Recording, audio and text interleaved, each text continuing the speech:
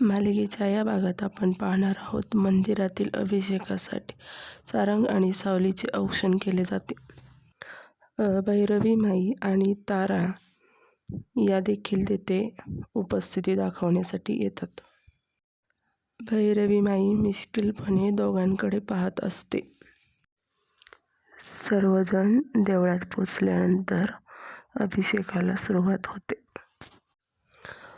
गुरुजी सारंगला टोपी घालतात आणि सांगतात की नवरा बायकोने एकत्र अभिषेक केला तर घरात सुख समाधान शांती लाभते, घराची भरभराट होते.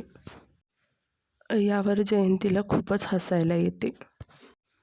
तर भैरवी माई मुद्दाम सावलीला चिडवण्यासाठी म्हणतात की सावली, गुरुजी तर म्हणतायत की नवरा बायकोने एकत्र अभिषेक केला तर, पण तू तर सारंग फक्त नावालाच नवरा बायको आहात. गुरुजी सारंगकडून षोडोपचारे विठ्ठलाच्या मूर्तीची पूजा करून घेतात.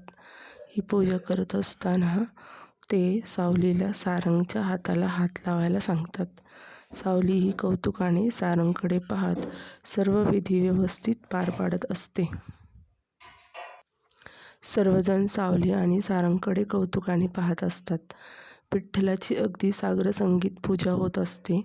सारंग आणि सावलीकडून विठ्ठलाला दुधाचा अभिषेक करवला जातो. अभिषेक संपन्न झाल्यानंतर गुरुजी सारंगला सांगतात की या गावच्या प्रथेप्रमाणे अभिषेक झाल्यानंतर नवऱ्याने आपल्या बायकोच्या भांगामध्ये कुंकू भरावे लागते. सारंग आता काय करणार याकडे सगळ्यांचे लक्ष लागलेले असते. सावलीला तिच्या काही लग्नाच्या वेळच्या आठवणी आठवतात. कदाचित सारंग आपल्या भांगात कुंकू भरणार नाही असे तिला वाटते. परंतु तसे न होता सारंग सर्वांदेखत सावलीच्या भांगामध्ये कुंकू भरतो. याचे सर्वांना आश्चर्य वाटते.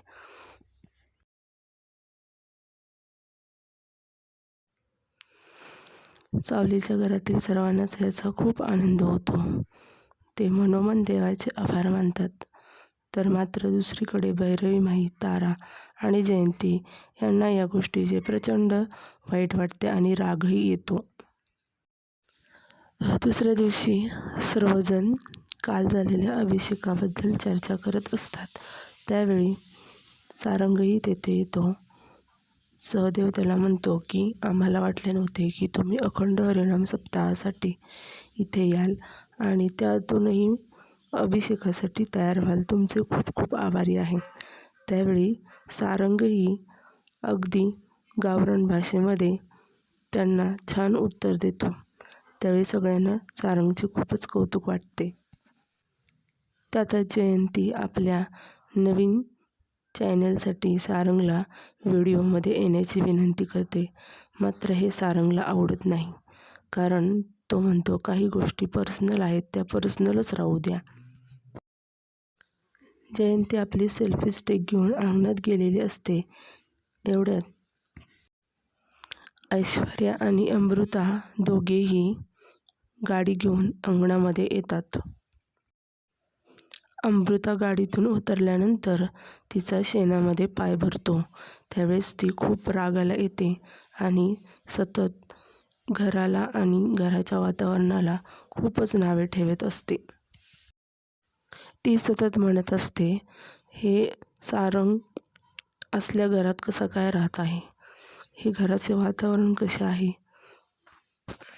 त्यावेळी अप्पू तिला म्हणतो, ही घाण नसून हे शेण आहे आणि त्या शेणाने आम्ही आमच्या अंगणातली जमीन सारवतो. यावर सारंग अप्पूला गप्प बसायला सांगतो आणि तो ऐश्वर्याला म्हणतो की तुम्ही इकडे कसे काय आले. त्यावेळी ऐश्वर्या म्हणते, आम्हाला काही गोष्टींची माहिती मिळाली.